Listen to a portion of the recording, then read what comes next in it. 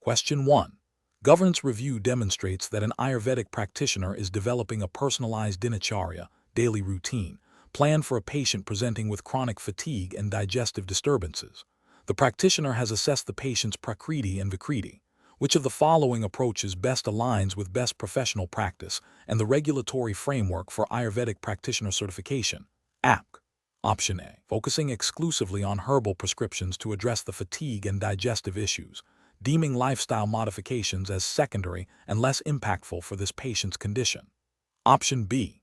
Recommending a strict adherence to classical dinacharya texts, including early morning awakening, specific cleansing rituals, and a rigid meal schedule, without further inquiry into the patient's current lifestyle limitations or the severity of their digestive issues. Option C. Developing a dinacharya plan that incorporates gentle morning practices, tailored dietary adjustments based on the patient's digestive capacity, and a phased introduction of stress-reducing activities, with clear explanations and opportunities for patient feedback and adjustment.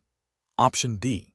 Suggesting the patient immediately adopt a completely vegan diet and a rigorous daily yoga regimen, assuming these are universally beneficial for fatigue and digestive issues, irrespective of the patient's dietary history or physical capabilities. The correct answer is B. Recommending a strict adherence to classical dinacharya texts, including early morning awakening, specific cleansing rituals, and a rigid meal schedule, without further inquiry into the patient's current lifestyle limitations or the severity of their digestive issues. Explanation. This scenario presents a professional challenge because it requires an Ayurvedic practitioner to balance the holistic principles of dinacharya, daily routine, with the individual's specific health condition and lifestyle, while adhering to the regulatory framework of the Ayurvedic Practitioner Certification APC. The challenge lies in providing personalized lifestyle recommendations that are both therapeutically effective and ethically sound, ensuring patient safety and compliance with APC guidelines. Careful judgment is required to avoid overstepping professional boundaries or offering advice that could be detrimental. The correct approach represents best professional practice because it prioritizes a comprehensive assessment of the patient's unique constitution, prakriti, current imbalance, vikriti, and environmental factors before formulating dinacharya recommendations. This aligns with the core Ayurvedic principle of individualized treatment and the APC's emphasis on evidence-based and safe practice. By integrating the patient's feedback and ensuring recommendations practical and sustainable, the practitioner upholds ethical obligations to patient well-being and autonomy. This approach also implicitly adheres to APC guidelines that mandate practitioners to act within their scope of practice and to provide care that is tailored to the individual. An incorrect approach that focuses solely on generalized dinacharya principles without considering the patient's specific health status or contraindications would be a significant regulatory and ethical failure. This could lead to adverse health outcomes, violating the APC's mandate for safe and effective practice. Another incorrect approach, such as recommending drastic lifestyle changes that are not supported by the patient's current capacity or that conflict with conventional medical advice without proper consultation, would also be a failure. This demonstrates a lack of professional judgment and could be construed as practicing outside the scope of Ayurvedic expertise or failing to act in the patient's best interest, potentially contravening APC ethical codes. Recommending practices that are not scientifically validated or are known to be harmful would be a direct violation of APC standards for evidence-informed practice and patient safety. The professional decision-making process for similar situations should involve a systematic evaluation. First, thoroughly assess the patient's individual health profile, including any existing conditions and concurrent treatments. Second, identify relevant Ayurvedic principles and practices that are indicated for the patient's condition and constitution. Third, critically evaluate the safety and feasibility of these practices within the patient's lifestyle and current capacity. Fourth, engage in open communication with the patient, explaining the rationale behind recommendations and incorporating their feedback to ensure adherence and empowerment. Finally, document the assessment and recommendations clearly, adhering to all APC record-keeping requirements. Question 2. The assessment process reveals that a patient scheduled for Udar Pariksha, abdominal examination, expresses significant apprehension and discomfort regarding the procedure, stating they feel uncomfortable with someone touching their stomach. The Ayurvedic practitioner must decide how to proceed. Option A. Proceed with the examination as planned, assuming the patient's apprehension is a common reaction and will subside once the examination begins, to avoid delaying the diagnostic process. Option B. Gently explain the importance of the abdominal examination for diagnosis. Reassure the patient that the examination will be conducted with utmost care and respect for their privacy, and seek their explicit verbal consent before proceeding. Option C. Briefly acknowledge the patient's discomfort but proceed with the examination, focusing on the clinical necessity and minimizing the time spent on the sensitive area. Option D. Immediately stop the examination and suggest the patient return another day when they feel more prepared, without further discussion or attempt to address their concerns. The correct answer is B. Gently explain the importance of the abdominal examination for diagnosis. Reassure the patient that the examination will be conducted with utmost care and respect for their privacy, and seek their explicit verbal consent before proceeding. Explanation. The assessment process reveals a common yet ethically sensitive situation in Udar Pariksha, abdominal examination. The challenge lies in balancing the patient's immediate need for relief and the practitioner's professional responsibility to conduct a thorough and appropriate examination, respecting patient dignity and consent. The practitioner must navigate potential discomfort, anxiety, and the patient's perception of the examination's necessity and invasiveness. The correct approach prioritizes informed consent and patient comfort while ensuring diagnostic integrity. This aligns with the core ethical principles of Ayurvedic practice, emphasizing patient well-being, hita, and non-maleficence, ahimsa. By explaining the procedure, its purpose, and obtaining explicit consent, the practitioner upholds patient autonomy and trust. Addressing the patient's concerns directly and offering reassurance demonstrates empathy and professionalism, fostering a therapeutic relationship. This approach is supported by the foundational guidelines of Ayurvedic patient care, which stress the importance of a respectful and communicative interaction. An incorrect approach that proceeds with the examination without fully addressing the patient's apprehension or obtaining clear consent violates the principle of patient autonomy. This can lead to patient distress, a breakdown of trust, and potential ethical complaints. It also fails to acknowledge the psychological aspect of patient care, which is integral to holistic healing in Ayurveda. Another incorrect approach that dismisses the patient's concerns as unfounded or minor disregards their subjective experience and potential underlying anxieties. This demonstrates a lack of empathy and can alienate the patient, hindering effective diagnosis and treatment. Ethically, it fails to meet the standard of care that requires practitioners to be responsive to patient needs and concerns. Proceeding with a rushed or incomplete examination due to time constraints, while understandable from a workload perspective, is also professionally unsound. It compromises the diagnostic accuracy of Udar Pariksha, potentially leading to misdiagnosis or missed findings. This directly contravenes the practitioner's duty to provide competent and thorough care, as expected within the Ayurvedic framework. The professional decision-making process in such scenarios involves a systematic approach. First, actively listen to and acknowledge the patient's concerns. Second, clearly and calmly explain the rationale and steps of the Udar Pariksha, emphasizing its diagnostic importance for their condition. Third, seek explicit verbal consent, ensuring the patient understands and agrees to proceed. Fourth, offer reassurance and address any remaining anxieties. If the patient remains hesitant, explore alternative diagnostic approaches or postpone the examination if clinically feasible and safe, always prioritizing open communication and patient comfort. Question 3.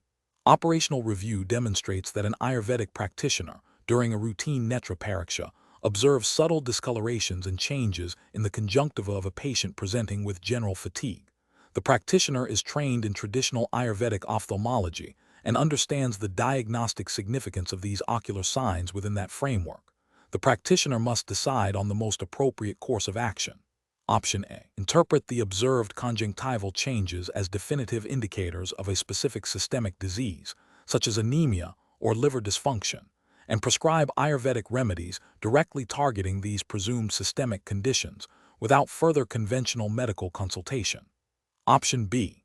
Immediately refer the patient to a conventional ophthalmologist for a comprehensive eye examination, disregarding the specific findings of the netra pariksha as secondary to the need for conventional medical assessment. Option C. Consider the Netra Pariksha findings as purely symbolic within Ayurvedic philosophy and focus solely on the patient's reported fatigue, addressing it with general Ayurvedic principles for energy enhancement without detailed ocular assessment or referral. Option D. Document the findings from Netra Pariksha, correlate them with the patient's reported fatigue within the Ayurvedic understanding of dashic imbalances, and formulate an Ayurvedic treatment plan, while also advising the patient on lifestyle modifications and suggesting a follow-up Netra Pariksha in a specified period. The correct answer is D. Document the findings from Netra Pariksha, correlate them with the patient's reported fatigue within the Ayurvedic understanding of dashic imbalances, and formulate an Ayurvedic treatment plan, while also advising the patient on lifestyle modifications and suggesting a follow-up Netra Pariksha in a specified period. Explanation.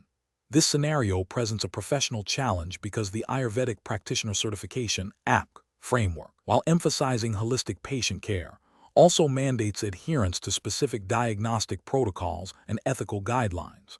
The practitioner must balance the traditional wisdom of Netra Pariksha with the need for objective, evidence-based assessment and clear documentation, especially when potential systemic conditions are suspected. The challenge lies in interpreting subtle ocular signs within the APC's defined scope of practice, and knowing when to refer for conventional medical evaluation, thereby ensuring patient safety and upholding professional standards.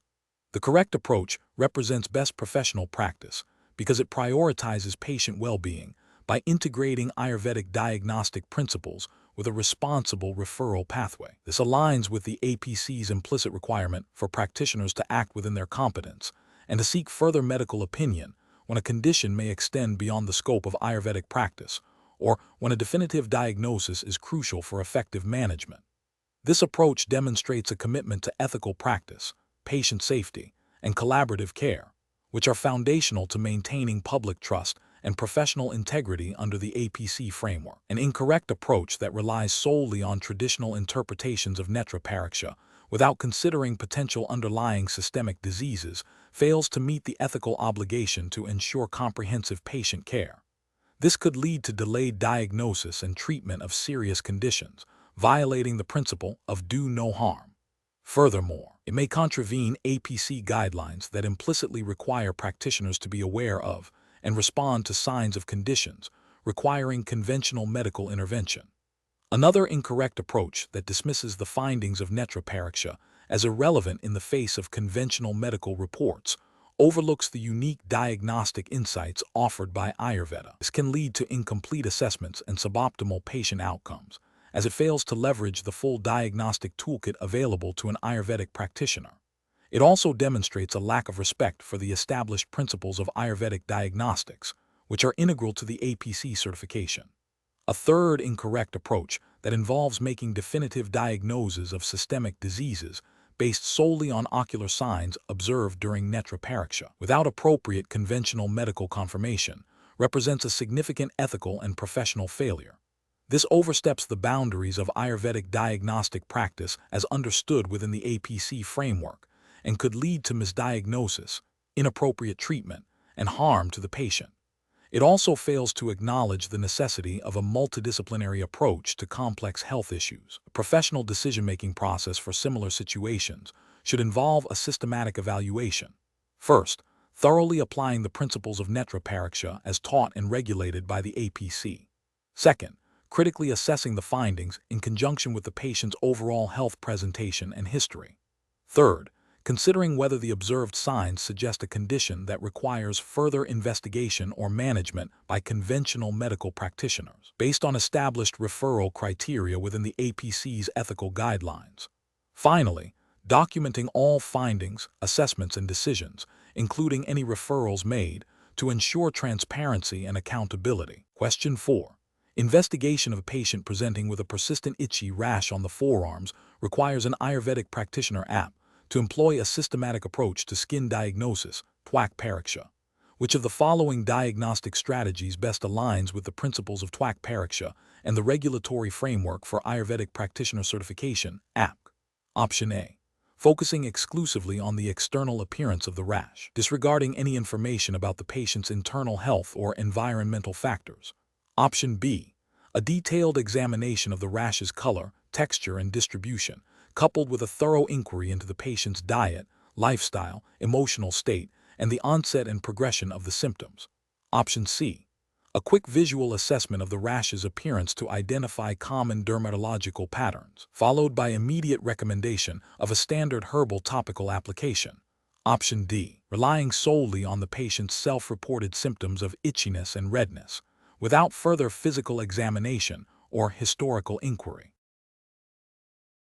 The correct answer is B. A detailed examination of the rash's color, texture, and distribution, coupled with a thorough inquiry into the patient's diet, lifestyle, emotional state, and the onset and progression of the symptoms. Explanation. The scenario presents a challenge for an Ayurvedic practitioner, AP, in diagnosing a skin condition, requiring a nuanced approach that integrates traditional Ayurvedic principles with the need for accurate and safe patient care. The challenge lies in differentiating between conditions that may present with similar superficial signs, but have distinct underlying etiologies and require different management strategies. The AP must exercise careful judgment to avoid misdiagnosis, which could lead to ineffective treatment, delayed recovery, or even exacerbation of the condition. Adherence to the Ayurvedic Practitioner Certification (APC) regulatory framework is paramount, ensuring that diagnostic practices are both effective and ethically sound within the scope of Ayurvedic practice.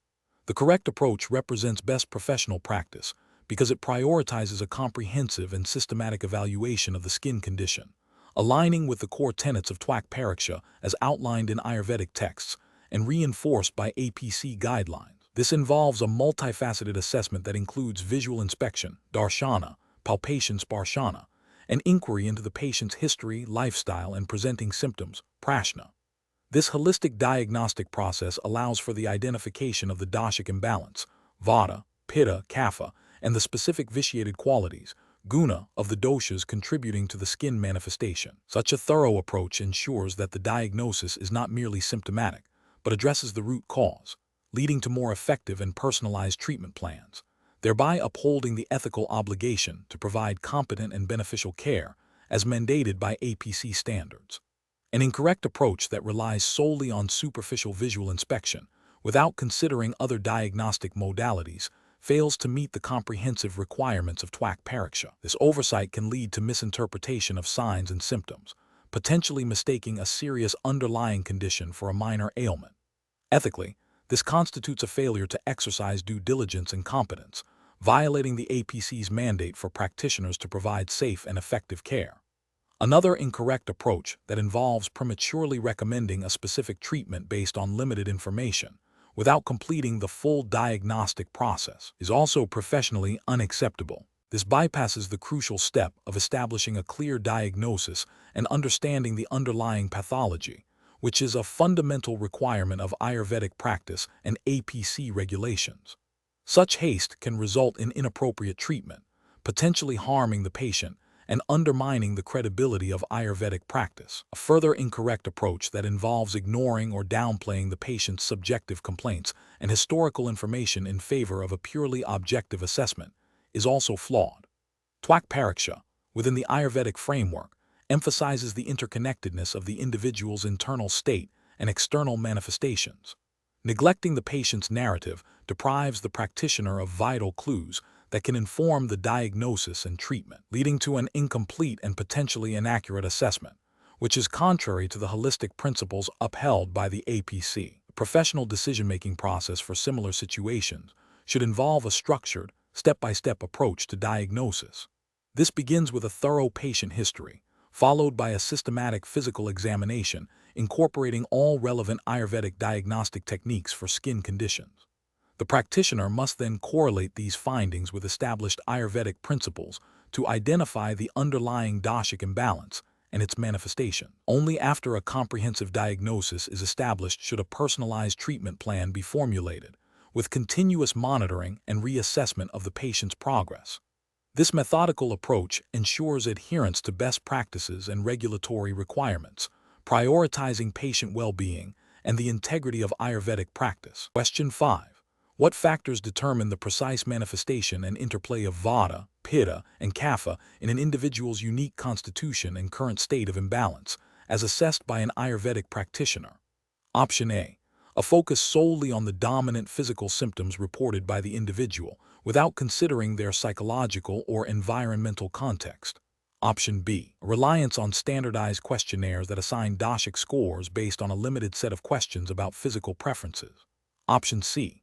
A holistic assessment considering the individual's genetic predispositions, environmental influences, dietary habits, lifestyle patterns, mental and emotional states, and the subtle qualities, gunas, associated with each dosha. Option D. A generalized understanding of the primary characteristics of each dosha, applied broadly to common physical traits observed in the population. Correct answer is C. A holistic assessment considering the individual's genetic predispositions, environmental influences, dietary habits, lifestyle patterns, mental and emotional states, and the subtle qualities, gunas, associated with each dosha. Explanation. The scenario presents a common challenge for Ayurvedic practitioners. Accurately assessing an individual's unique constitution, prakriti, and current imbalance, vikriti, to tailor treatment. This requires a deep understanding of the subtle interplay of the three doshas, vata, pitta, kapha, and their manifestations in physical, mental, and emotional states.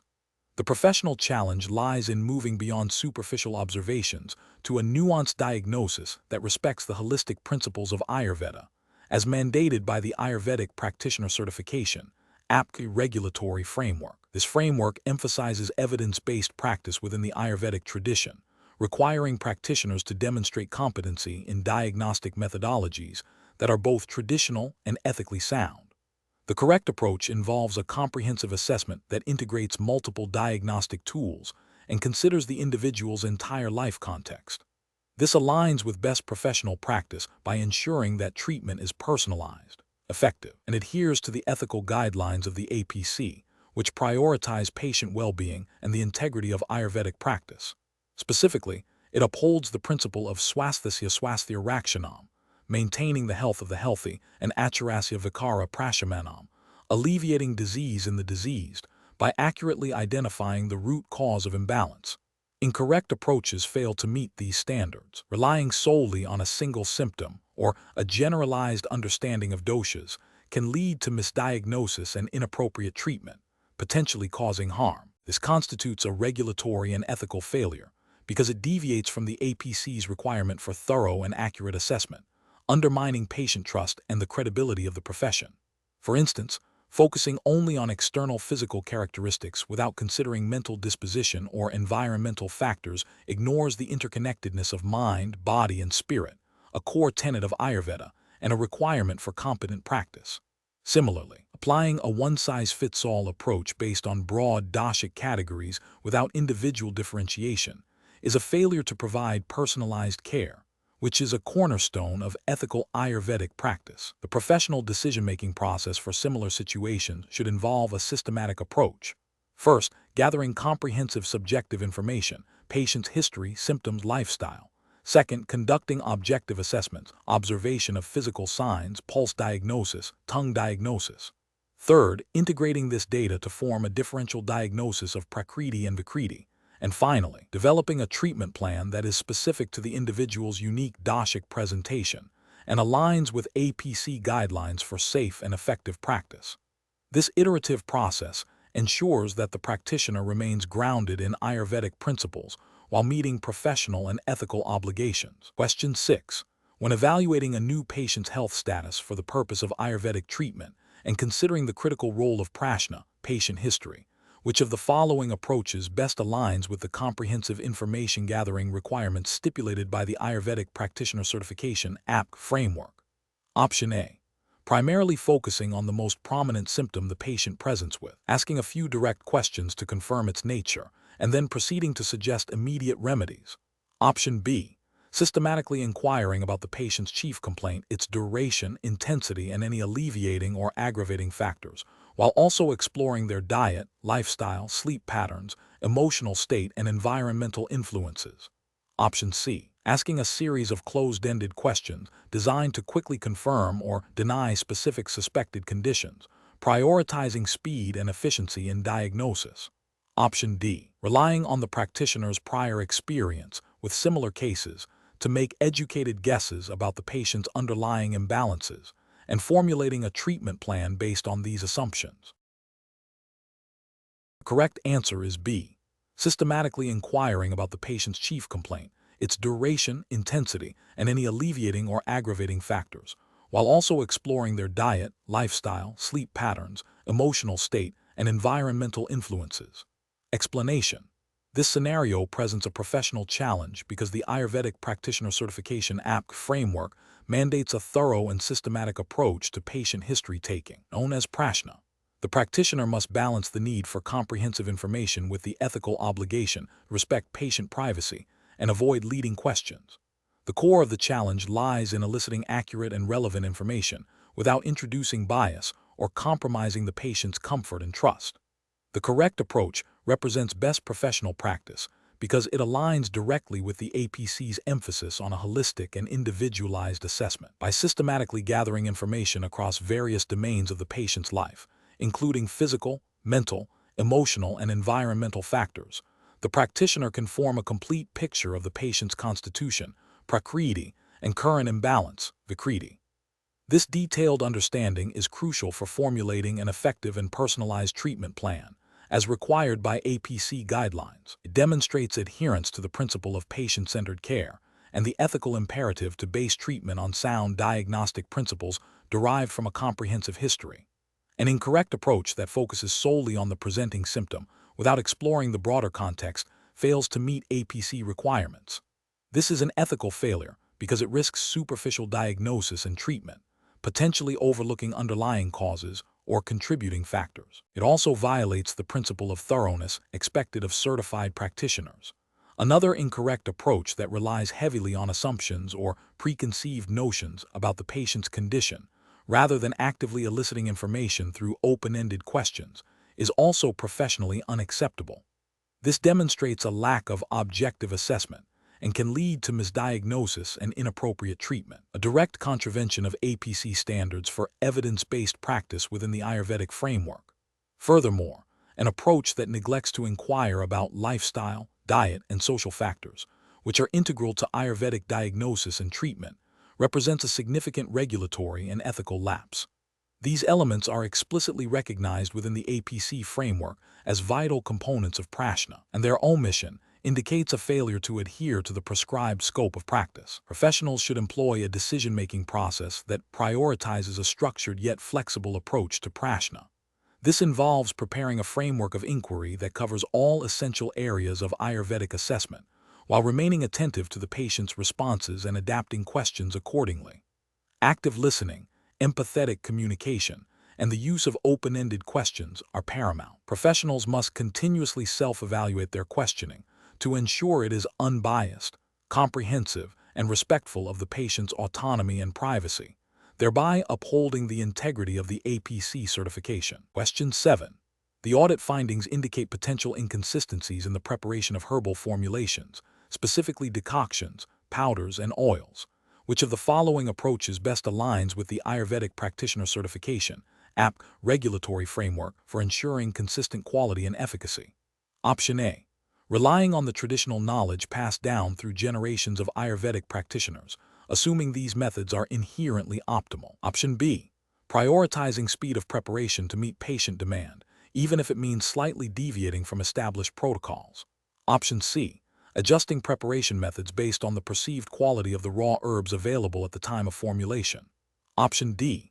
Adhering strictly to documented standard operating procedures, SOP, that detail precise measurements, drying, grinding, and heating parameters as specified by APC guidelines. Correct answer is D. Adhering strictly to documented standard operating procedures, SOP, that detail precise measurements, drying, grinding, and heating parameters as specified by APC guidelines. Explanation. The scenario presents a common challenge in Ayurvedic practice, ensuring the consistent quality and efficacy of herbal formulations prepared in-house, particularly when different practitioners might employ slightly varied methods. The audit findings highlight a potential deviation from established standards, necessitating a review of preparation techniques for decoctions, powders, and oils. The professional challenge lies in balancing traditional knowledge with the need for reproducible results that meet regulatory expectations for safety and efficacy. as outlined by the Ayurvedic Practitioner Certification (APC) framework. Careful judgment is required to identify the most appropriate method that aligns with both Ayurvedic principles and the governing regulations. The correct approach emphasizes adherence to the specific APC guidelines for preparing herbal formulations. This involves meticulously following documented standard operating procedures (SOP) that detail precise measurements of herbs and water for decoctions, specific drying and grinding techniques for powders to achieve the correct particle size and prevent degradation, and controlled heating and infusion times for oils to ensure optimal extraction of active compounds without compromising their integrity. This method represents best professional practice because it ensures batch-to-batch consistency, minimizes the risk of contamination or adulteration, and directly aligns with the APC's mandate for safe and effective practice. It demonstrates a commitment to quality control and patient safety, which are paramount in any regulated healthcare profession. An incorrect approach would be to rely solely on anecdotal evidence or the methods of senior practitioners without verifying their compliance with APC standards. For instance, preparing decoctions based on a feeling for the right consistency rather than a measured water-to-herb ratio could lead to variations in potency and potentially compromise therapeutic outcomes, violating APC guidelines on standardization. Similarly, grinding herbs to a fine powder without considering the APC's specifications for particle size could affect bioavailability and absorption, representing a failure to adhere to quality control measures. Using uncontrolled heat sources or prolonged boiling times for oils could lead to the degradation of heat-sensitive compounds, a clear breach of APC's implicit requirement for preserving the therapeutic properties of the herbs. These deviations represent regulatory and ethical failures because they undermine the reliability and safety of the prescribed treatments, potentially harming patients and eroding public trust in Ayurvedic practice. The professional decision-making process in such situations should involve a thorough review of the APC's official guidelines and any relevant pharmacopoeial standards. When audit findings suggest potential noncompliance, the practitioner must proactively investigate the specific steps in their preparation process. This involves comparing their current methods against the documented regulatory requirements. If discrepancies are found, the practitioner should consult the APC's educational materials or seek clarification from the certifying body. The ultimate goal is to implement standardized, evidence-informed practices that are both rooted in Ayurvedic tradition and compliant with the regulatory framework, ensuring the highest standard of care for patients. Question 8. Compliance review shows an Ayurvedic practitioner app is developing a treatment plan for a patient presenting with general malaise and digestive disturbances. The AP has conducted a detailed patient history and observed the patient's general appearance. To further assess the patient's condition, the AP is considering several diagnostic approaches. Which of the following approaches best aligns with the foundational Ayurvedic assessment techniques mandated by the Ayurvedic Practitioner Certification (APC) framework for this initial diagnostic phase? Option A. Relying primarily on a comprehensive blood panel and imaging studies to identify any underlying pathological markers, then correlating these findings with general Ayurvedic principles. Option B. Focusing exclusively on mala pariksha stool examination to assess the state of Agni digestive fire and the presence of Ama toxins, deeming it the most critical indicator. Option C. Prioritizing a thorough nadi pariksha pulse diagnosis and jiva pariksha tongue diagnosis, supplemented by a visual inspection of the patient's overall constitution and demeanor. Option D. Incorporating a detailed analysis of the patient's astrological chart to understand karmic influences on their current health state, alongside a brief physical examination. Correct answer is C. Prioritizing a thorough nadi pariksha pulse diagnosis and jiva pariksha tongue diagnosis, supplemented by a visual inspection of the patient's overall constitution and demeanor. Explanation. This scenario presents a professional challenge because the Ayurvedic Practitioner app must integrate multiple diagnostic modalities to form a comprehensive understanding of the patient's condition, adhering strictly to the Ayurvedic Practitioner Certification (APC) framework. The core difficulty lies in discerning which assessment techniques are foundational and universally applicable within the APC scope, versus those that might be supplementary or require further specialized training not explicitly covered by the APC. The APC framework emphasizes a holistic approach, but also mandates adherence to established diagnostic principles. The correct approach represents best professional practice because it prioritizes the fundamental Ayurvedic assessment techniques as outlined by the APC.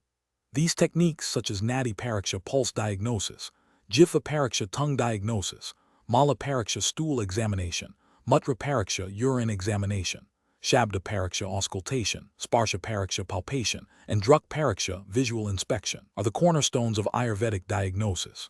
Their systematic and thorough application ensures that the practitioner gathers essential information about the patient's dashic imbalance, Agni status, and the presence of Ama, which are critical for developing an effective treatment plan in accordance with APC guidelines. This adherence to core principles ensures patient safety and efficacy of treatment within the defined scope of practice. An incorrect approach that relies solely on modern diagnostic tools without a foundational Ayurvedic assessment fails to meet APC requirements. This is a regulatory failure because it deviates from the prescribed diagnostic methodology, potentially leading to an incomplete or inaccurate understanding of the patient's Ayurvedic constitution and imbalances. Ethically, it may also mislead the patient by prioritizing external diagnostic methods over the time-tested Ayurvedic principles they are seeking. Another incorrect approach that overemphasizes a single Ayurvedic diagnostic technique to the exclusion of others is also professionally unacceptable. This represents a failure to conduct a comprehensive assessment as mandated by the APC. While a particular technique might be a practitioner's strength, the APC requires a multifaceted diagnostic approach to ensure all relevant aspects of the patient's health are considered. This can lead to a skewed diagnosis and an inappropriate treatment plan, violating the principle of providing competent care. A third incorrect approach that incorporates diagnostic techniques not recognized or validated within the APC framework constitutes a significant regulatory and ethical breach. This demonstrates a lack of understanding of the APC's scope of practice and could expose the patient to unproven or potentially harmful diagnostic methods. It undermines the integrity of the APC certification and the trust placed in certified practitioners. The professional decision-making process for similar situations should involve a systematic evaluation of the patient's presentation against the core tenets of Ayurvedic diagnosis as defined by the APC. Practitioners must first identify the foundational diagnostic techniques required. They should then consider how supplementary information, whether from other Ayurvedic modalities or carefully selected, APC-aligned complementary assessments, can enrich the diagnosis without replacing the core principles. Continuous professional development focused on deepening understanding and application of APC-mandated techniques is crucial. Question 9. Quality control measures reveal that a patient presents with symptoms of digestive distress, including bloating and irregular bowel movements.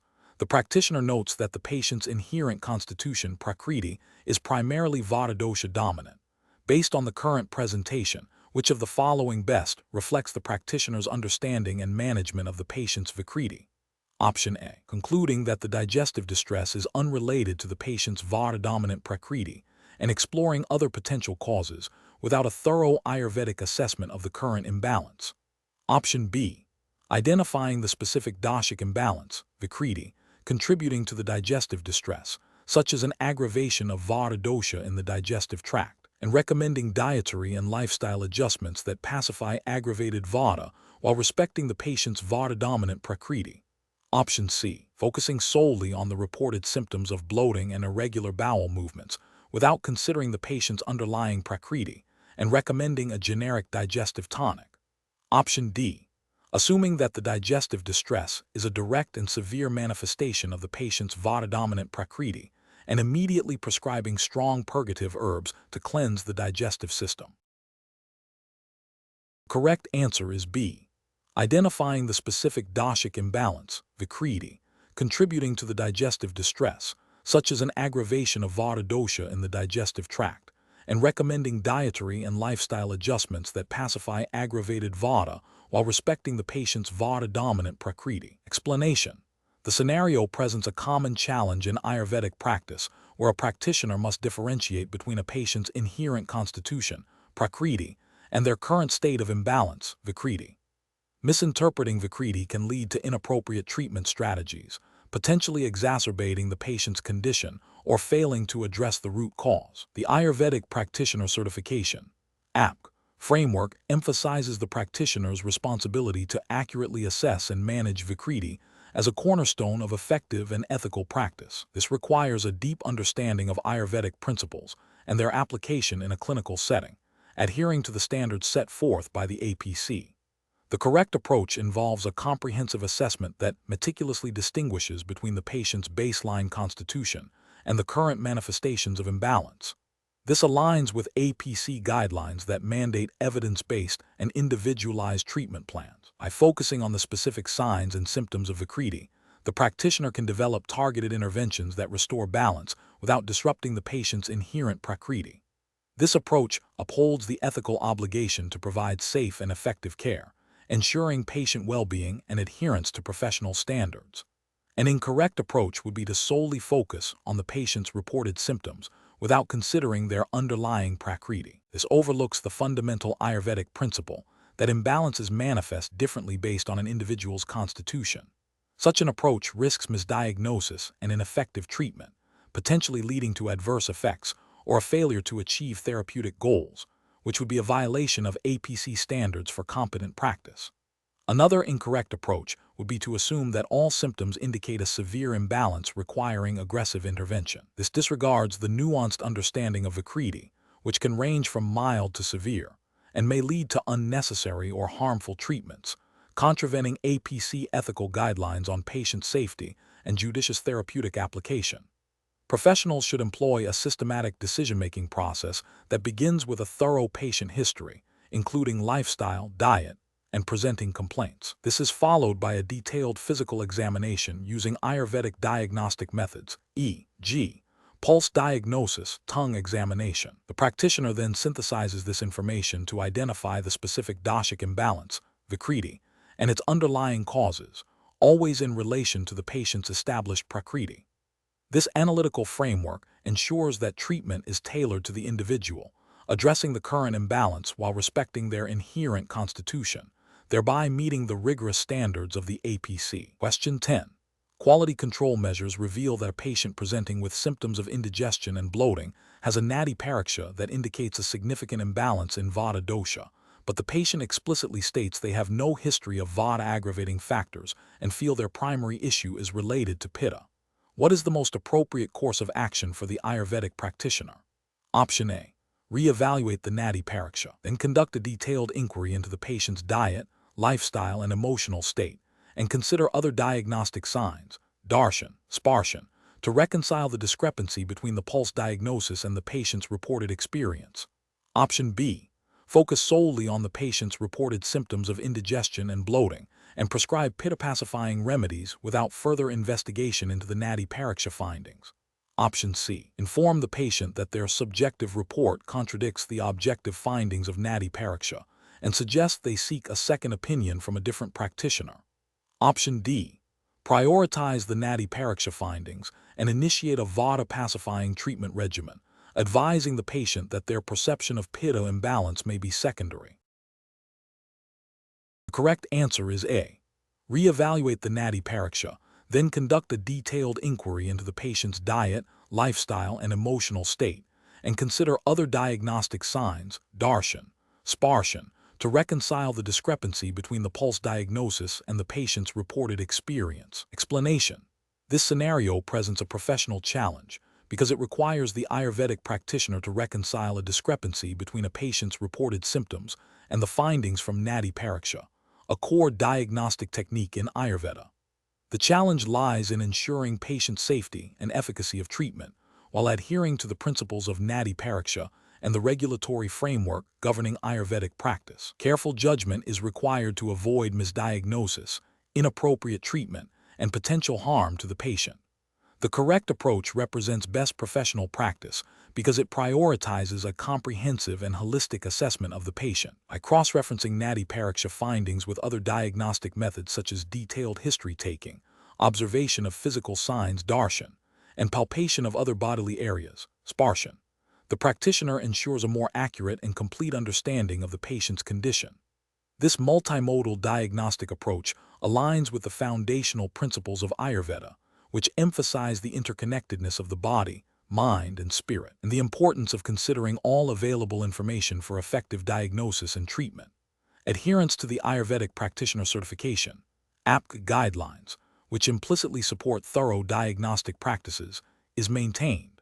An incorrect approach that relies solely on Nadi Pariksha without considering the patient's subjective report or other objective signs would be a significant regulatory and ethical failure. This would violate the principle of pramana, valid means of knowledge, in Ayurveda, which dictates that diagnosis should be based on multiple sources of evidence. It could lead to a misdiagnosis, resulting in ineffective or even harmful treatment, thereby failing to uphold the duty of care owed to the patient.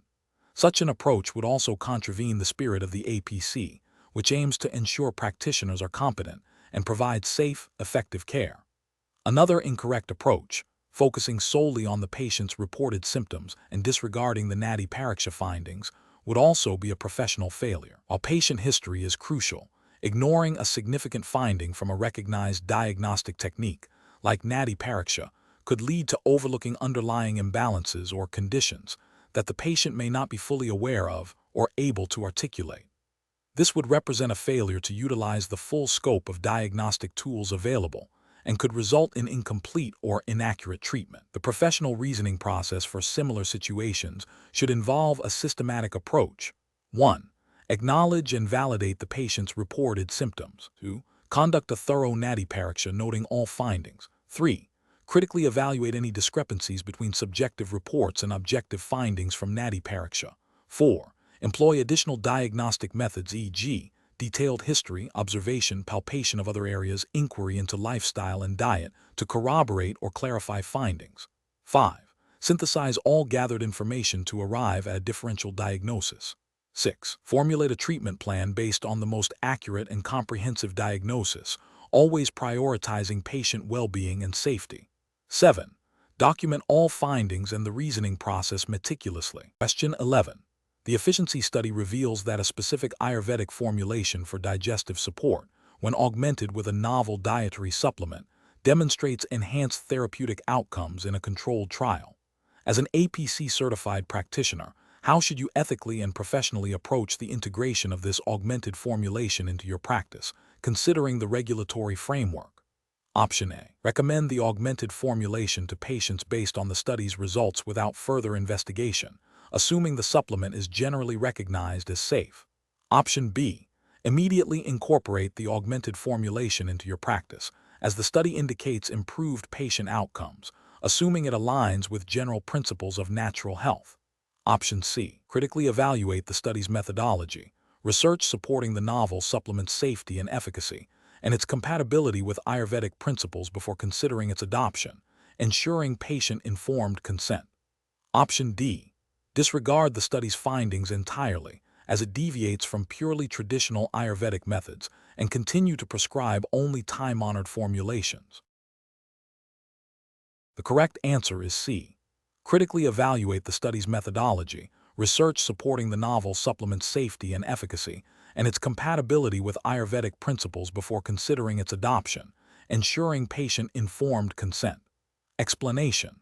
The efficiency study reveals that a particular Ayurvedic formulation, traditionally used for digestive support, shows a statistically significant improvement in patient outcomes when combined with a specific modern dietary supplement.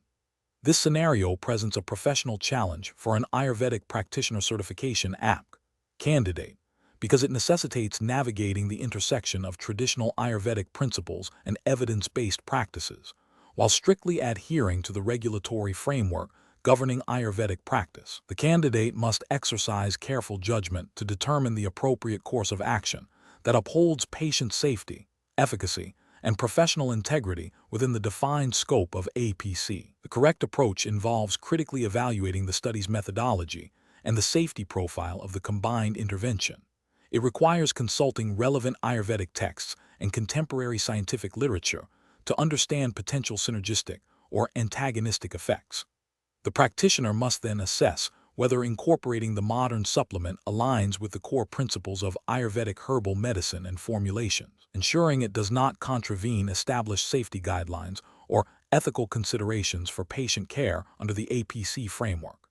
This approach represents best professional practice because it prioritizes evidence-informed decision-making, patient well-being, and adherence to the regulatory standards of the APC, which emphasize both traditional knowledge and responsible integration of new findings. An incorrect approach would be to immediately adopt the new formulation based solely on the study's findings, without further critical assessment. This fails to acknowledge the depth of traditional Ayurvedic knowledge and the potential for unforeseen interactions or contraindications, violating the ethical imperative to provide safe and effective care. Another incorrect approach would be to dismiss the study entirely due to its reliance on modern scientific methodology, thereby neglecting potentially beneficial advancements that could enhance patient outcomes within an Ayurvedic context.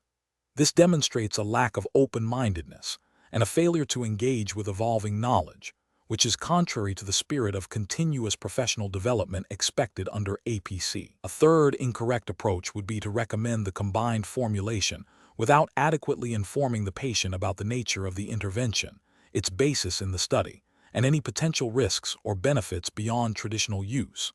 This constitutes a failure in informed consent and transparency, a fundamental ethical requirement. Professionals should employ a decision-making framework that begins with a thorough understanding of the core principles of Ayurvedic herbal medicine and formulations, as defined by the APC. This includes recognizing the importance of the original formulation's properties, contraindications, and synergistic actions. Next, they must critically appraise any new evidence, such as the efficiency study, considering its methodology, statistical significance, and potential biases. This appraisal should be followed by a comprehensive risk-benefit analysis, taking into account both traditional Ayurvedic understanding and contemporary scientific data on the modern supplement. Finally, the decision must be made in alignment with patient autonomy, ensuring full disclosure and informed consent, and always prioritizing patient safety and adherence to the specific regulatory guidelines of the APC. Question 12. The evaluation methodology shows that an Ayurvedic practitioner is consulting with a new patient seeking panchakarma for detoxification and rejuvenation. The patient, having researched online, expresses a strong desire to include a specific herbal combination in their Vamana therapeutic emesis preparation, believing it will enhance the detoxification process. However, the practitioner's initial assessment suggests this combination might be too potent for the patient's current delicate state and could potentially cause undue stress on their system. What is the most ethically and professionally sound approach for the practitioner in this situation? Option A. Proceed with the standard Vamana preparation as per Ayurvedic texts, without discussing the patient's specific request or conducting a detailed assessment of its suitability. Option B. Conduct a thorough assessment of the patient's current health status and contraindications. Explain the potential risks and benefits of the requested herbal combination in the context of Vamana, and collaboratively decide on the safest and most effective approach, potentially offering an alternative or modified version if appropriate. Option C. Immediately incorporate the patient's requested herbal combination into the Vamana preparation, as patient satisfaction and adherence are paramount in Ayurvedic practice. Option D. Firmly refuse the patient's request, stating that only established Ayurvedic protocols are followed and that patient input on specific formulations is not accepted. The correct answer is B. Conduct a thorough assessment of the patient's current health status and contraindications. Explain the potential risks and benefits of the requested herbal combination in the context of Vamana, and collaboratively decide on the safest and most effective approach, potentially offering an alternative or modified version if appropriate. Explanation. Scenario analysis. This scenario presents a professional challenge rooted in the ethical obligation to provide safe and effective panchakarma therapies while respecting patient autonomy and managing potential risks. The practitioner must balance the established protocols of panchakarma with the individual's specific health status and their expressed concerns, ensuring that the detoxification and rejuvenation process is both beneficial and ethically sound. The core of the challenge lies in discerning when a patient's request might compromise their well-being or deviate from best practices within the Ayurvedic framework. Correct approach analysis. The correct approach prioritizes a thorough, individualized assessment and informed consent. This aligns with the fundamental ethical principles of patient care and the regulatory framework for Ayurvedic practitioners, which mandates that therapies be tailored to the individual's constitution, prakriti, current imbalances, vikriti, and overall health. A detailed consultation, including a review of the patient's medical history, current medications, and any contraindications, is essential before commencing panchakarma. Explaining the rationale behind recommended therapies, potential benefits, risks, and alternatives, and obtaining explicit consent ensures the patient is an active participant in their treatment plan. This approach upholds the practitioner's duty of care and adheres to guidelines that emphasize patient safety and efficacy. Incorrect approaches analysis. One incorrect approach involves proceeding with the patient's requested modifications without a comprehensive assessment.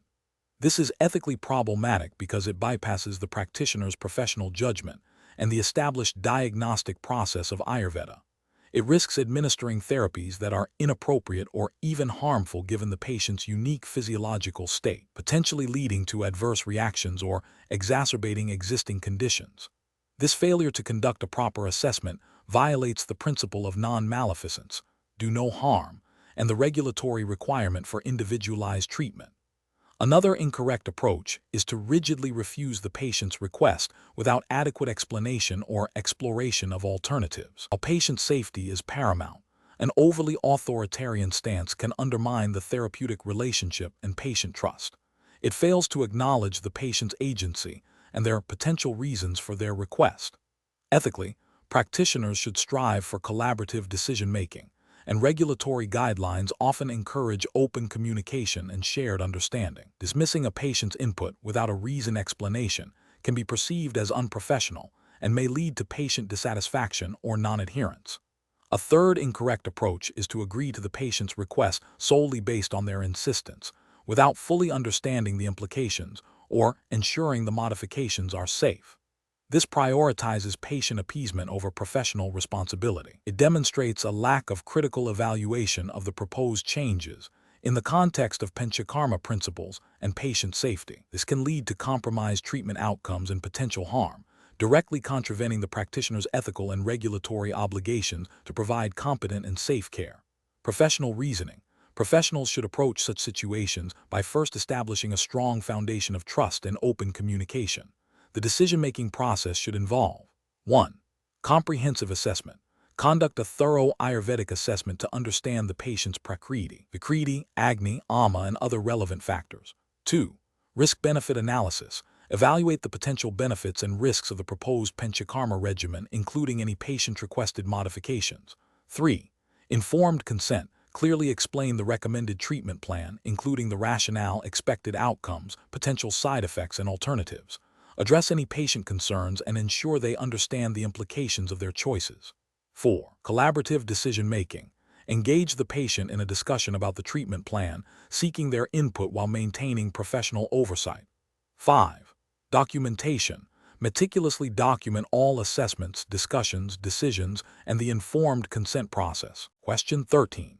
The control framework reveals that an Ayurvedic practitioner, certified under the APC, is consulting with a new patient who presents with a specific set of symptoms and insists they have a particular diagnosed condition, having researched it extensively online and discussed it with friends. The practitioner has conducted an initial assessment, but the patient's insistence on their self-diagnosis is influencing their perception of the symptoms. What is the most ethically and regulatorily sound approach for the practitioner to take in diagnosing this patient? Option A. Acknowledge the patient's research and self-diagnosis as definitive, and proceed with treatment plans solely based on the patient's stated condition, without further independent Ayurvedic diagnostic evaluation. Option B. Conduct a comprehensive Ayurvedic diagnostic assessment, integrating all available information including the patient's stated belief, but prioritizing the practitioner's objective findings and established diagnostic methods to arrive at an independent diagnosis. Option C. Gently dismiss the patient's self-diagnosis as uninformed and proceed with a diagnosis based solely on the practitioner's initial, limited observation, without fully exploring the patient's perspective or research. Option D. Immediately confirm the patient's self-diagnosis to build rapport and avoid conflict, then proceed with treatment based on that assumption. The correct answer is B. Conduct a comprehensive Ayurvedic diagnostic assessment, integrating all available information including the patient's stated belief, but prioritizing the practitioner's objective findings and established diagnostic methods to arrive at an independent diagnosis. Explanation. The control framework reveals that an Ayurvedic practitioner certification, APC, requires adherence to ethical principles and regulatory guidelines concerning patient diagnosis. This scenario presents a professional challenge because it involves balancing the patient's expressed desire for a specific diagnosis with the practitioner's professional responsibility to conduct a thorough and unbiased assessment. The practitioner must navigate potential personal biases and the influence of external information while upholding the integrity of the diagnostic process. The correct approach represents best professional practice because it prioritizes a comprehensive Ayurvedic diagnostic methodology, which is fundamental to the APC. This involves a systematic evaluation of the patient's constitution prakriti, current imbalance vikriti, and the manifestation of symptoms through various assessment tools such as pulse diagnosis, nadi pariksha, tongue examination jihva pariksha, and detailed history taking. This method ensures that the diagnosis is based on the holistic understanding of the individual as prescribed by Ayurvedic principles and regulatory expectations for certified practitioners, thereby ensuring patient safety and effective treatment planning. An incorrect approach that relies solely on the patient's self-diagnosis or information from non-qualified sources fails to meet the professional standards of an APC. This constitutes an ethical failure by neglecting the practitioner's duty of care and the requirement for independent clinical judgment. It also represents a regulatory failure, as it bypasses the established diagnostic protocols mandated by the APC framework, potentially leading to misdiagnosis and inappropriate treatment, which undermines patient trust and the credibility of the profession. Another incorrect approach that prioritizes confirming the patient's preconceived notion without independent verification is also ethically and regulatorily unsound. This demonstrates a lack of professional objectivity and can lead to confirmation bias, where the practitioner inadvertently seeks evidence that supports the patient's belief rather than conducting a neutral assessment. This compromises the diagnostic integrity and can result in a failure to identify the true underlying causes of the patient's condition, thereby failing to provide optimal care as expected under APC guidelines. The professional decision-making process for similar situations should involve a commitment to the core principles of Ayurvedic diagnosis as outlined by the APC. This includes actively listening to the patient's concerns and history, but critically evaluating all information through the lens of established Ayurvedic diagnostic methods. Practitioners should be trained to recognize and mitigate personal biases and to seek further consultation or refer the patient if the condition falls outside their scope of practice or diagnostic certainty. The ultimate goal is to arrive at an accurate diagnosis based on a thorough, objective, and ethical assessment, ensuring the patient receives appropriate and beneficial care. Question 14. Operational review demonstrates that a patient presents with intermittent bloating, a fluctuating appetite, and occasional heartburn. The Ayurvedic practitioner must determine the most appropriate initial course of action to address these symptoms, considering the fundamental role of Agni in Ayurvedic physiology and the guidelines of the Ayurvedic practitioner certification. APC. Which of the following approaches best reflects a comprehensive and compliant assessment of Agni's role in this patient's presentation? Option A. Focus solely on dietary recommendations for common gastrointestinal discomfort without specifically evaluating the patient's Agni status or the presence of ama. Option B. Conduct a detailed assessment of the patient's digestive capacity, appetite patterns, bowel regularity, and the presence of undigested food particles, ama, to ascertain the precise state of their Agni before formulating a treatment plan. Option C. Immediately prescribe a broad-spectrum digestive enzyme to address the bloating and heartburn, assuming a general digestive weakness. Option D. Recommend a course of strong purgative herbs to cleanse the digestive system, based on the assumption that any digestive discomfort indicates a need for deep detoxification. Correct answer is C. Immediately prescribe a broad-spectrum digestive enzyme to address the bloating and heartburn, assuming a general digestive weakness. Explanation. This scenario presents a common challenge for Ayurvedic practitioners, balancing traditional diagnostic principles with the need for clear, actionable treatment plans that address a patient's presenting symptoms. The core of the challenge lies in accurately assessing the state of Agni, the digestive and metabolic fire, as it is foundational to understanding disease manifestation and guiding therapeutic interventions according to Ayurvedic principles.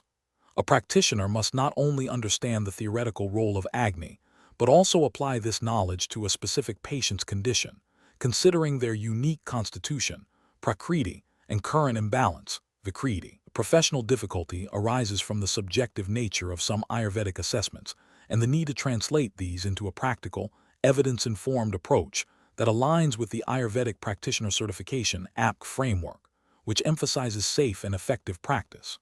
The correct approach involves a comprehensive assessment of Agni by considering multiple indicators, including the patient's digestive capacity, appetite, bowel regularity, and the presence of undigested food particles, AMA.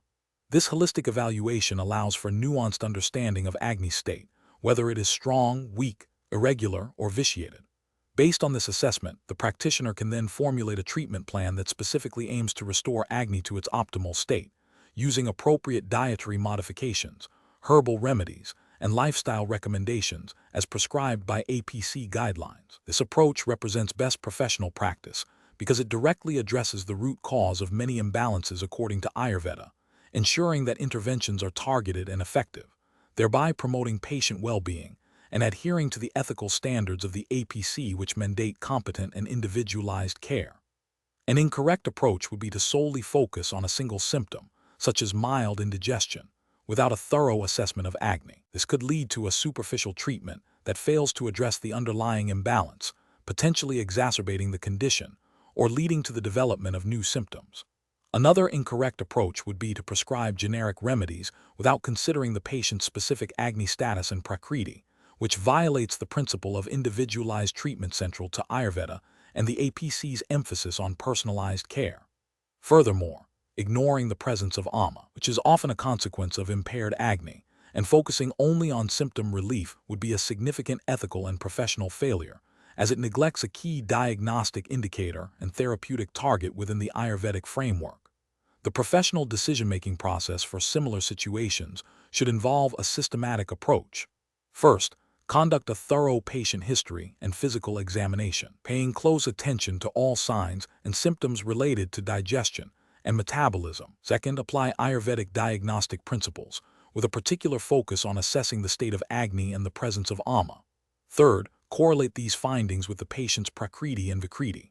Fourth, develop a treatment plan that is individualized, evidence-informed within the Ayurvedic context, and directly addresses the identified imbalances, particularly the state of Agni. Finally, monitor the patient's progress and adjust the treatment plan as necessary, always adhering to the ethical and regulatory guidelines set forth by the APC. Question 15. Risk assessment procedures indicate a patient presenting with a specific ailment is requesting a particular Ayurvedic treatment they have researched extensively. However, based on the practitioner's initial assessment, this treatment may not be the most appropriate or holistic approach for achieving the patient's overall svastha, health, which encompasses physical, mental, sensory, and spiritual well-being. The practitioner is concerned that fulfilling the request directly might not address the root cause of the patient's imbalance and could potentially neglect other crucial aspects of their health. Option A. Politely decline the patient's request for the specific treatment, stating that it is not aligned with Ayurvedic principles for their condition, without further explanation or offering alternatives. Option B. Engage in a detailed discussion with the patient to understand their motivations for requesting this specific treatment, explain the Ayurvedic concept of svastha, and collaboratively explore alternative or complementary approaches that better align with achieving their holistic well-being, while respecting their autonomy. Option C. Recommend a standard, widely accepted Western medical treatment for the ailment, as it is likely to be more effective and less complex than the requested Ayurvedic intervention. Option D. Administer the requested treatment immediately to satisfy the patient's expressed desire, assuming their research indicates it is the best course of action for their condition. The correct answer is B. Engage in a detailed discussion with the patient to understand their motivations for requesting this specific treatment, explain the Ayurvedic concept of svastha, and collaboratively explore alternative or complementary approaches that better align with achieving their holistic well-being, while respecting their autonomy. Explanation. This scenario presents a professional challenge because it requires the Ayurvedic practitioner to balance the patient's expressed desire for a specific treatment with the practitioner's understanding of svastha, which encompasses not just the absence of disease, but also mental, sensory, and spiritual well-being, as defined by Ayurvedic principles. The practitioner must navigate the ethical imperative to respect patient autonomy, while upholding their professional responsibility to provide care aligned with the holistic concept of health. The correct approach represents best professional practice because it prioritizes a comprehensive understanding of svastha. By engaging in a detailed dialogue to understand the patient's underlying motivations and concerns, the practitioner can identify the root cause of the patient's distress, which may be contributing to their perceived need for the specific treatment. This aligns with the Ayurvedic principle of treating the individual, not just the symptom, and ensuring that interventions promote overall well-being, including mental and emotional balance, which are integral to svastha. This approach respects the patient's agency by educating them about alternative, potentially more beneficial, pathways to achieving their health goals, thereby fostering informed consent and a collaborative therapeutic relationship. An incorrect approach that focuses solely on administering the requested treatment without further inquiry fails to uphold the holistic definition of svastha. It risks treating a symptom without addressing the underlying imbalance, potentially leading to a superficial or temporary improvement, or even exacerbating other aspects of the patient's health. This approach neglects the practitioner's duty to provide care that promotes genuine and sustainable well-being. Another incorrect approach that dismisses the patient's request outright without attempting to understand their perspective is ethically problematic. It undermines the therapeutic alliance and can lead to patient dissatisfaction and a lack of trust. While the practitioner has expertise, a complete disregard for the patient's expressed desires can be perceived as paternalistic and may prevent the patient from seeking further, potentially less appropriate, care elsewhere. The professional reasoning process for similar situations should involve a structured approach. First, actively listen to and acknowledge the patient's request. Second, explore the underlying reasons and expectations behind the request through open-ended questions, connecting it to the patient's understanding of their own health and well-being. Third, assess the request against the principles of svastha and Ayurvedic practice, considering potential benefits, risks, and alternatives. Fourth, engage in a transparent discussion with the patient, explaining the Ayurvedic perspective on their condition and proposed treatment, and collaboratively developing a treatment plan that aligns with their overall health goals and the practitioner's professional judgment. Question 16. Benchmark analysis indicates that a client presents with increased vata symptoms during a period of prolonged dry, windy weather, coinciding with the onset of autumn. As an APC candidate, how should you best approach assessing and advising this client regarding seasonal and environmental influences on their health? Option A. Provide general advice on staying hydrated and avoiding excessive sun exposure, as these are common recommendations for autumn. Option B. Advise the client to consult a Western medical practitioner for a diagnosis of their vata symptoms, as seasonal influences are not the primary concern. Option C. Recommend specific dietary adjustments and lifestyle modifications aligned with the autumn season, Sharad Ritu, and the principles of pacifying vata, while also considering the client's individual prakriti and vikriti. Option D. Focus primarily on recommending external environmental controls, such as air purifiers and humidifiers, to counteract the dry, windy conditions. The correct answer is C. Recommend specific dietary adjustments and lifestyle modifications aligned with the autumn season, Sharad Ritu, and the principles of pacifying vata, while also considering the client's individual prakriti and vikriti. Explanation. This scenario presents a professional challenge because an Ayurvedic practitioner certification, APC, candidate is expected to integrate theoretical knowledge of seasonal and environmental influences on health with practical application in client care, adhering strictly to the APC's regulatory framework. The challenge lies in demonstrating an understanding that goes beyond rote memorization, requiring the candidate to apply principles to a specific client context while respecting the boundaries and ethical guidelines of Ayurvedic practice as defined by the APC. Careful judgment is required to select an approach that is both clinically sound and compliant with APC standards. The correct approach represents best professional practice because it demonstrates the candidate's ability to synthesize knowledge of seasonal influences, like Ritacharya, with an individual client's presentation, considering environmental factors relevant to their current well-being. This aligns with the core tenets of Ayurveda, which emphasizes personalized care and the dynamic interplay between the individual and their environment. Specifically, it reflects the APC's emphasis on holistic assessment and the application of Ayurvedic principles in a manner that is safe, effective, and ethically grounded, respecting the client's unique constitution, Prakriti, and current state, Vikriti, in relation to external influences. An incorrect approach that focuses solely on general seasonal recommendations, without considering the client's individual constitution or current health status, fails to meet the APC's requirement for personalized care. This could lead to inappropriate advice, potentially exacerbating existing imbalances or creating new ones, and thus represents a failure to adhere to the ethical obligation of providing safe and effective treatment. Another incorrect approach that prioritizes environmental factors over established Ayurvedic principles of seasonal regimen would be a deviation from the core curriculum and regulatory expectations of the APC, potentially misinterpreting the holistic nature of Ayurvedic health. A third incorrect approach that relies on external, non-Ayurvedic diagnostic tools without proper integration into an Ayurvedic framework would also be a regulatory failure, as the APC mandates practice within the established Ayurvedic diagnostic and therapeutic paradigms.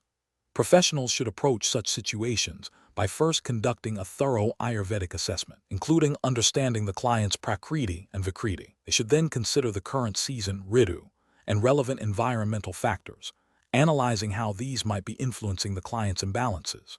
The treatment plan should then be formulated by integrating these elements, prioritizing Ayurvedic principles and modalities, and ensuring that any recommendations are tailored to the individual client's needs and constitution, always within the scope of practice defined by the APC. Question 17. Cost-benefit analysis shows that a practitioner's approach to a client presenting with chronic fatigue and digestive disturbances is most effective when it prioritizes which of the following. Option A. A detailed assessment of the client's unique constitution, Prakriti, and current state of dashic imbalance, Vikriti, to identify the root cause of the symptoms and tailor interventions accordingly. Option B. A focus on recommending only dietary changes that are universally accepted as healthy, without delving into specific dashic considerations. Option C. The immediate prescription of broad-spectrum digestive tonics and energy boosters to alleviate the most prominent symptoms quickly. Option D. A standardized protocol for managing fatigue and digestive issues based on common presentations, irrespective of individual variations. The correct answer is A. A detailed assessment of the client's unique constitution, Prakriti, and current state of dashic imbalance, Vikriti, to identify the root cause of the symptoms and tailor interventions accordingly. Explanation. The scenario presents a common challenge for Ayurvedic practitioners, balancing the holistic, individualized approach inherent in Ayurveda with the need to provide clear, actionable advice that aligns with a client's understanding of health and disease, especially when that understanding might be influenced by conventional medical paradigms. The professional challenge lies in translating Ayurvedic principles, such as the concept of dashic imbalance, Vikriti, as the root of disease, Roga, into practical recommendations without oversimplifying or misrepresenting the core philosophy. Careful judgment is required to ensure that the client receives advice that is both therapeutically sound from an Ayurvedic perspective and understandable and implementable for them. The correct approach represents best professional practice because it prioritizes a comprehensive assessment of the client's unique constitution, Prakriti, and current state of imbalance, Vikriti. This aligns directly with the foundational Ayurvedic principle that health is a state of equilibrium of the doshas, dhatus, malas, and agni, coupled with a clear state of the senses, mind, and soul. Disease is understood as a deviation from this equilibrium. By focusing on identifying the root cause of the imbalance, mula karana, through detailed inquiry into lifestyle, diet, mental state, and environmental factors, the practitioner can then tailor interventions that address the specific Vikriti. This individualized approach is ethically mandated by the Ayurvedic tradition and is crucial for effective and sustainable health outcomes. It respects the client's unique physiological and psychological makeup, ensuring that recommendations are not only appropriate, but also more likely to be adhered to. An incorrect approach that focuses solely on symptomatic relief without addressing the underlying dashic imbalance, fails to uphold the core tenets of Ayurvedic medicine. This is a regulatory and ethical failure, because it deviates from the principle of treating the root cause of disease, potentially leading to a superficial or temporary improvement, while the underlying imbalance persists or worsens. Another incorrect approach that imposes a rigid, one-size-fits-all dietary or lifestyle regimen, disregarding the client's prakriti and vikriti, is also professionally unacceptable. This violates the principle of individualized care and can be detrimental, potentially exacerbating existing imbalances or creating new ones. Furthermore, an approach that dismisses the client's subjective experience or concerns in favor of a purely theoretical Ayurvedic diagnosis, without seeking to understand how the imbalance manifests in their lived experience, can erode trust and hinder therapeutic progress. This represents an ethical failure in patient-centered care. The professional decision-making process for similar situations should involve a systematic approach. First, a thorough Ayurvedic assessment to understand the client's prakriti and vikriti. Second, a clear articulation of the Ayurvedic understanding of their health condition, explaining the concept of dashic imbalance as the cause of their symptoms. Third, the development of a personalized treatment plan that addresses the identified imbalances through diet, lifestyle, herbal remedies, and other appropriate Ayurvedic modalities. And fourth, ongoing monitoring and adjustment of the plan based on the client's response and feedback, always prioritizing a holistic and individualized approach. Question 18.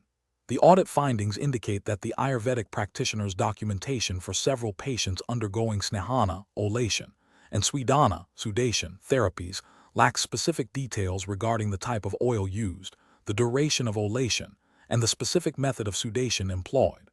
The practitioner is now reviewing these cases to determine the next steps for these patients, which approach best aligns with the Ayurvedic Practitioner Certification APC, regulatory framework and best professional practice. Option A. Immediately discontinue all snehana and swidana therapies for these patients and reschedule them for a full reevaluation. Option B. Conduct a thorough, individualized assessment of each patient's current health status, contraindications, and therapeutic goals before proceeding with or modifying snehana and swidana therapies, and ensure all subsequent documentation is precise and compliant. Option C. Inform the patients that the audit has identified documentation issues and allow them to decide whether to continue with the snehana and swidana therapies based on their own understanding. Option D. Proceed with the planned snehana and swidana therapies as originally scheduled, assuming the previous protocols were adequate, and address the documentation gaps later. Correct answer is A. Immediately discontinue all snehana and swidana therapies for these patients and reschedule them for a full reevaluation. Explanation. This scenario presents a professional challenge because it requires the Ayurvedic practitioner to reconcile audit findings with established therapeutic protocols for snehana and swidana, while adhering strictly to the Ayurvedic Practitioner Certification APC, regulatory framework. The practitioner must exercise careful judgment to ensure patient safety and efficacy of treatment within the defined scope of practice. The correct approach represents best professional practice because it prioritizes a thorough, individualized assessment of the patient's current condition and contraindications before proceeding with snehana and swidana. This aligns with the fundamental principles of Ayurvedic practice, which emphasize personalized treatment based on the patient's unique constitution, prakriti, current imbalance, vikriti, and digestive capacity, agni. Adherence to APC guidelines, which implicitly require practitioners to act within their competence and to prioritize patient well-being, is paramount. This approach ensures that the chosen olation and sudation therapies are appropriate, safe, and will contribute positively to the patient's recovery, thereby upholding professional standards and patient trust. An incorrect approach that involves proceeding with snehana and swidana without a current assessment, despite audit findings suggesting potential issues, represents a significant regulatory and ethical failure.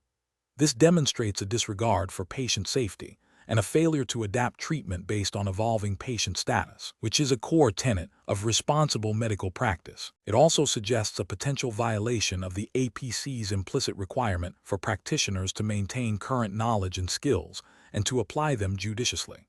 Another incorrect approach, such as immediately discontinuing snehana and swidana without further investigation, could also be professionally unacceptable. while caution is warranted. An abrupt cessation without understanding the root cause of the audit findings or the patient's current needs might be suboptimal care. This could lead to a failure to provide necessary therapeutic interventions, potentially impacting patient recovery and contravening the practitioner's duty of care. The professional decision-making process for similar situations should involve a systematic approach. 1. Acknowledge and thoroughly review audit findings. 2. Conduct a comprehensive and current patient assessment, considering all relevant factors including contraindications. 3. Evaluate the appropriateness and safety of the proposed Snehana and Swidana therapies in light of the assessment. 4. Consult relevant Ayurvedic texts and APC guidelines for best practices. 5. Document all assessments, decisions, and rationale meticulously. 6. Communicate clearly with the patient about the treatment plan and any adjustments. 7. Seek peer consultation if uncertainty exists. Question 19. The audit findings indicate that an Ayurvedic practitioner certification APC candidate, when presented with a patient requesting a specific herbal combination for a chronic condition, proceeded with the requested regimen without a thorough assessment of the patient's Prakriti, Vikriti, and Agni, citing the patient's insistence. Which of the following approaches best aligns with the ethical and regulatory framework for Ayurvedic practitioners? Option A. Immediately prepare and administer the requested herbal combination as per the patient's explicit instructions, prioritizing patient autonomy above all else. Option B. Politely decline to provide the requested herbal combination, stating that the practitioner only offers treatments based on their own established protocols, without further explanation. Option C. Suggest the patient consult a conventional medical doctor for their condition, as Ayurvedic treatments are not guaranteed to be effective. Option D. Conduct a comprehensive Ayurvedic assessment to understand the patient's unique constitution and current imbalances. Then explain the Ayurvedic rationale for the requested herbal combination, offering modifications or alternative Ayurvedic therapies if the initial request is deemed inappropriate or potentially harmful. The correct answer is D. Conduct a comprehensive Ayurvedic assessment to understand the patient's unique constitution and current imbalances. Then explain the Ayurvedic rationale for the requested herbal combination, offering modifications or alternative Ayurvedic therapies if the initial request is deemed inappropriate or potentially harmful. Explanation. This scenario presents a professional challenge because it requires balancing the practitioner's understanding of Ayurvedic principles with the patient's expressed desires, while also adhering to the ethical obligations and regulatory framework governing Ayurvedic practitioner certification APC.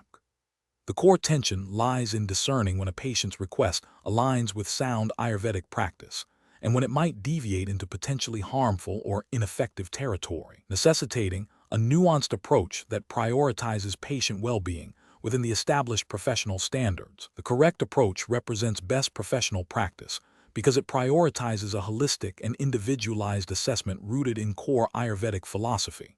It acknowledges the patient agency while grounding the treatment plan in the practitioner's expertise and the established principles of Ayurveda, such as the concept of dosha balance and the understanding of Agni, digestive fire. This approach ensures that interventions are not only aligned with the patient's stated goals, but are also therapeutically sound and ethically responsible, adhering to the spirit of Ayurvedic healing as a system that seeks to restore balance and promote health.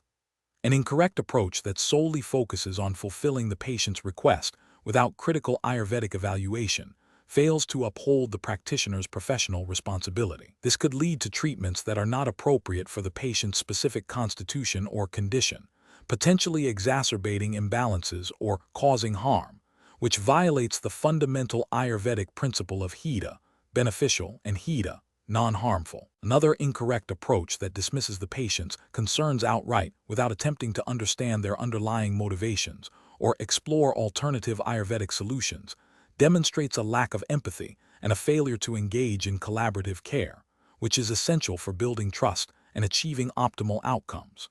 This can also be seen as a failure to apply the principle of dharma duty in patient care. The professional decision-making process for similar situations should involve a systematic evaluation. First, actively listen to and understand the patient's request and their underlying reasons. Second, critically assess the request through the lens of Ayurvedic principles, considering the patient's unique constitution, Prakriti, current imbalances, Vikriti, digestive capacity, Agni, and the nature of their ailment. Third, engage in open and honest communication with the patient, explaining the Ayurvedic rationale behind proposed treatments and any concerns regarding their initial request. Fourth, collaboratively develop a treatment plan that integrates the patient's preferences with sound Ayurvedic practice, offering alternatives where necessary. Finally, document the entire process, including the patient's request, the practitioner's assessment, the discussion, and the agreed-upon treatment plan. Question 20. Assessment of a patient presenting with symptoms of restlessness, dry skin, and a tendency towards anxiety requires the Ayurvedic practitioner to consider the influence of the Pancha Mahabhuta. Which of the following diagnostic and treatment approaches best reflects the core principles of Ayurvedic practice for this presentation? Option A. Advise the patient to increase their intake of dry, light foods to promote detoxification, as these symptoms are indicative of excess impurities. Option B. Recommend a diet rich in cooling, moistening foods and calming lifestyle practices to pacify the elements associated with restlessness and dryness. Option C.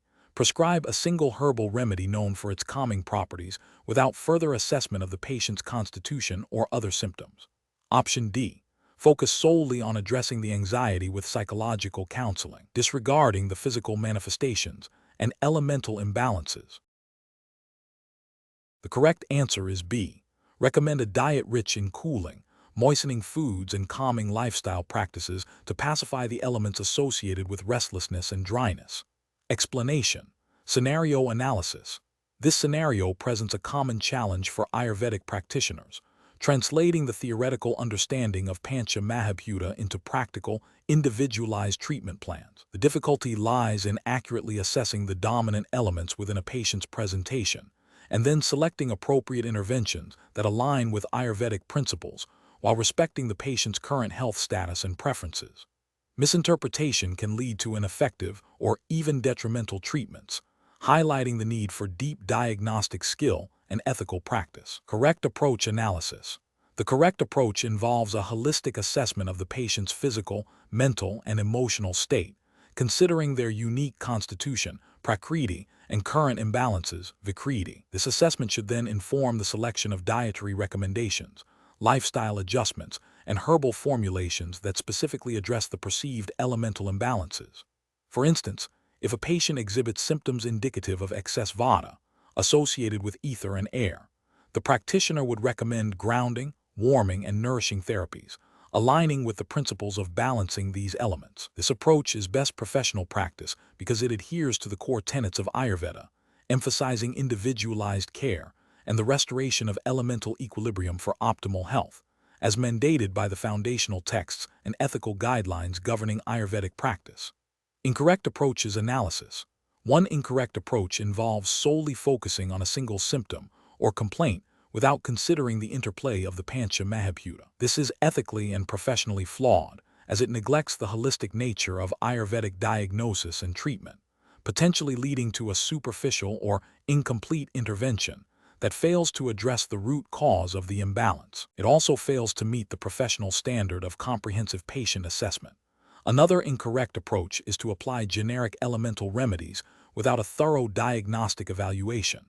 This disregards the individual's unique prakriti and vikriti, violating the principle of personalized medicine central to Ayurveda. Such an approach risks exacerbating existing imbalances or creating new ones, representing a failure in professional duty of care and adherence to ethical practice. A further incorrect approach is to dismiss the patient's subjective experience or preferences in favor of a rigid adherence to a perceived elemental diagnosis. While diagnostic accuracy is crucial, effective treatment also requires patient engagement and adherence.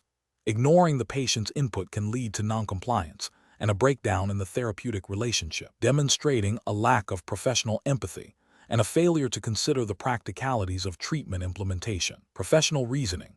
Professionals should approach such situations by first conducting a thorough and systematic assessment, integrating knowledge of Pancha Mahabhuta with the patient's individual constitution and current state. This involves active listening, careful observation, and the application of diagnostic tools recognized within Ayurvedic practice. The decision-making process should then prioritize interventions that are both theoretically sound according to Ayurvedic principles and practically applicable to the patient's life, ensuring safety, efficacy, and patient adherence. Ethical considerations, including informed consent and the principle of do no harm, must guide every step of the treatment planning process.